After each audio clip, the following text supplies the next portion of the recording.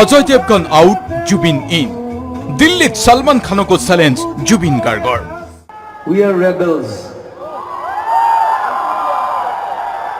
উপলক্ষ আছিল ইণ্ডিয়া গেটৰ নৰ্থ ইষ্ট কলিং অনুষ্ঠানৰ জুবিনৰ সংগীত সন্ধিয়া, আৰু তাতেই জুবিন গাৰ্গে ক'লে মিছন চাইনাৰ অভাৱনীয় সফলতাৰ কথা। এনে সফলতাৰ মাজতেই ৰাজ্যৰ চিত্ৰগৃহত চলি থকা অজয় দেৱগনৰ বাদশ্বাহু ছবিখনো প্ৰদৰ্শন বন্ধ কৰি দিবলগীয়া হ'ল হলৰ মালিকে, আৰু সেইবাবেই জুবিনৰ মনত এনে আত্মবিশ্বাস। প্ৰথমবাৰৰ কাৰণে for mission China Hindi cinema নমাই দিলোঁ অসমত, আৰু তাকো নমাইছোঁ অজয় দেৱগনক। নেক্সট টাইম সলমানক নমাই দিম। মিছন চাইনাৰ সফলতাই আনিছে নতুন সম্ভাৱনা। কট্টৰ অসমীয়া দৃষ্টিভংগী লৈছে জুবিন গাৰ্গে। দক্ষিণৰ দৰেই হ'ব লাগে অসমীয়া ছবি উদ্যোগ, আৰু সেইবাবেই গীতৰ মাজত নিজস্ব অভিমত দাঙি ধৰি জুবিন গাৰ্গে ক'লে অসমীয়া ছবিৰ সুদিনলৈ আৰুনো কিমান পৰ।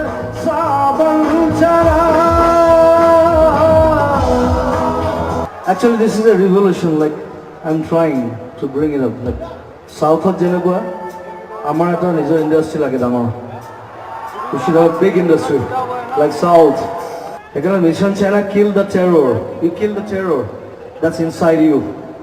দিল্লীত অলেখ সদস্য দৰ্শকৰ মাজত জুবিন গাৰ্গৰ গীত, আৰু সেই গীতৰ মাজতেই মাজে মাজে মিছন চাইনাৰ কথা, মাজে মাজে উত্তৰ পূৰ্বাঞ্চলৰ কথা।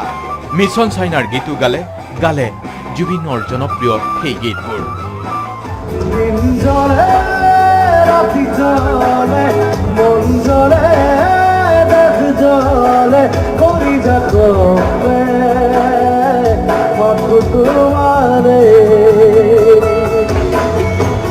দিল্লীত সংগীতানুষ্ঠানত গীত পৰিৱেশন কৰি জুবিন গাৰ্গে যেন আকৌ এক নতুন প্ৰত্যাহ্বানেই গ্ৰহণ কৰিলে। এই প্ৰত্যাহ্বান অসমীয়া ছবি উদ্যোগক নতুন ৰূপত প্ৰতিষ্ঠা কৰাৰ প্ৰত্যাহ্বান। কেমেৰা পাৰ্চন চুৰমান সিঙৰ সৈতে নৱজিৎ বৰঠাকুৰ, DY365, নতুন দিল্লী।